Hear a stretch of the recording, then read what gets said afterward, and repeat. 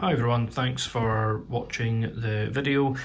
What I'm going to do is, for those that are interested in just the sound and just the samples, I have included it in this video a little later on the section. So in this I'll be covering an overview of my thoughts on the 885, which is this here, in comparison with the 585, which is the piano that I had before upgrading to this. I had it for 10 years. I did upgrade to the 685 temporarily, didn't like it, moved back to the 585.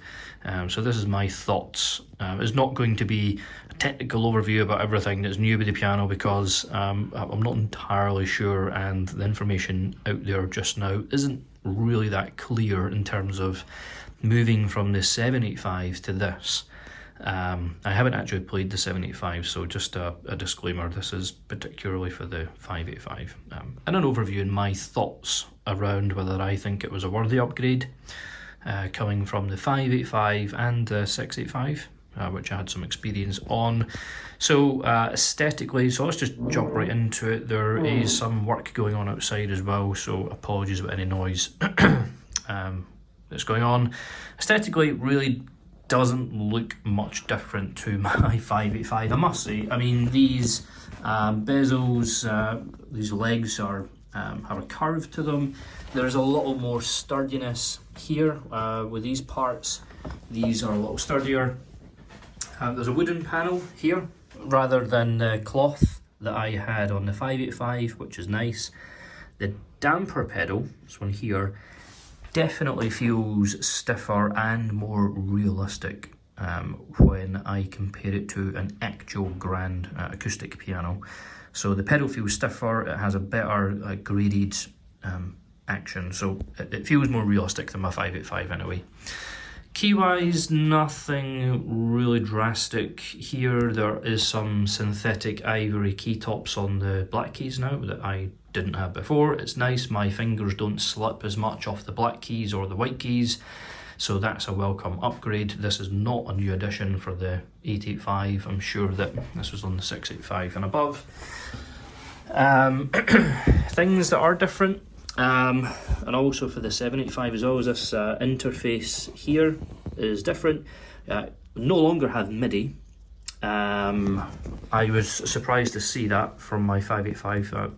I had MIDI there. However, the USB can go directly from the digital piano, in this case the 885, all the way to my Mac, and I can use it as a MIDI controller, and it can send MIDI and audio data. So that means that for connecting to Piano Tech, which is another piece of software that I use, and the piano samples sound amazing, and that probably better than what's in this. The sound from Piano Tech out of these speakers is amazing. It's just so much better than what it was in my 585, so the speaker system is a huge upgrade. Similar in terms of power output, but the positions of the speakers, the refinements, the tuning, the tweaking that they've done, especially, you know, you've got these, you have speakers inside here now as well, and I think that was in the 785. That also had the inclusion of transducers, which this does not, as I'm aware, as far as I'm aware. But the sound is really good. I'm really impressed with the sound. Do I think it's a worthy upgrade? You know, looking back, I had the 585 for over a decade. Do I think it's an upgrade worth spending? So I traded in my 585 firstly. I got £1,100. This instrument here was £4,500. So I had a balance to pay of £3,400. Yes, although it's not a absolutely run out and buy it, I don't think it was night and day. The action for the keys definitely feels a little heavier. Moving from the 585 to the 685, it was too heavy. The action was far too heavy, so I moved back to the 585 for that reason. This feels like it's got it right. This feels like a nice balance, slightly heavier than the 585, but not as heavy as the 685. The escapement mechanism, so just at this point, just here, right in the middle of the keystroke, you can feel It's supposed to resemble more of the real hammer action, but it feels slightly improved. There's more realism to the feel, and I can gradually control going down. There's definitely that notch you can feel in the middle there. Wooden keys as well, so on white again. I had that in the 585. Nothing really revolutionary. For 10 years of innovation, I must admit I was a little disappointed. I was expecting more, but it's still a great piano. I still love it. There's a little annoyance with the Bösendorfer sample when playing F or E here. There's a little buzz, a little resonance, an unpleasant resonance that I can pick up from round about this area here, just at certain volumes, so maybe a medium volume. There's some kind of buzz that I get. I'm not sure if it's part of the sample or not, but anyway, I've reported that to the shop. I shall update on any news there. Yeah, overall, if you've already got a 585 or 685, personally, I think it's probably worth the upgrade, because this will last another decade easily.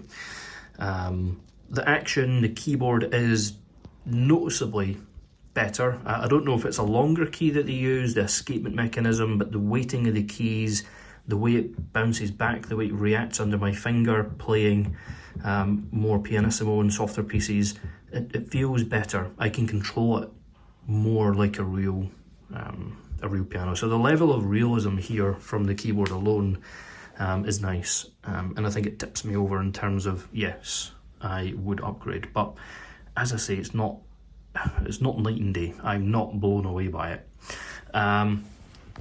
This here, so it still takes 20 years to turn on, to boot up before you can actually play. That hasn't changed, unfortunately.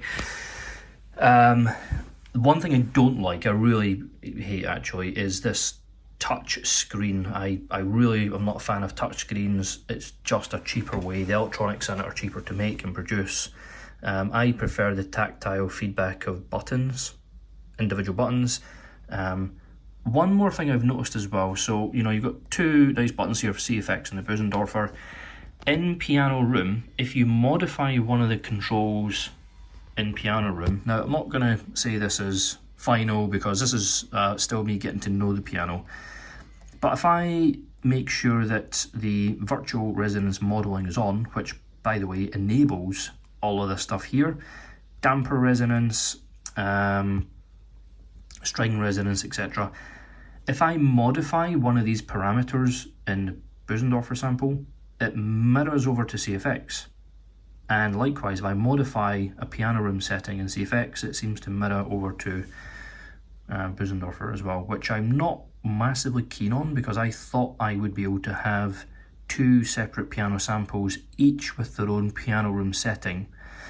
I haven't found a way to separate them out, and I don't know if that's by design. Maybe it is, but it's frustrating, because I like certain string resonance and damper noise on the Bösendorfer that I don't think sounds overly great on the CFX, so I would like a way to separate those samples out.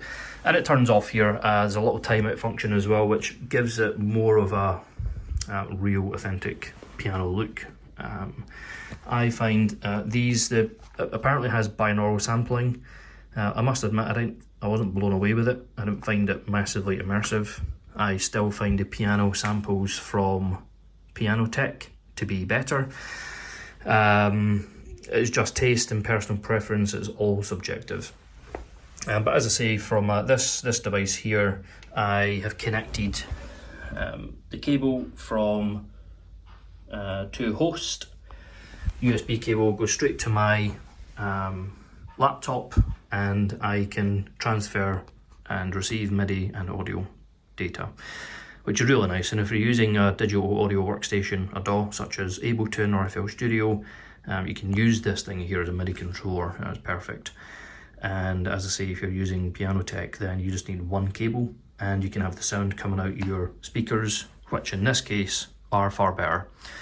I did have a studio monitor. I had external speakers for my 585 when I was using Piano Tech, and it sounded great there. It sounds better here. You can feel the vibrations, and noise coming through the piano. It just adds a level of realism, and the speakers here on the 885 I would say are a massive improvement and step up from the 585.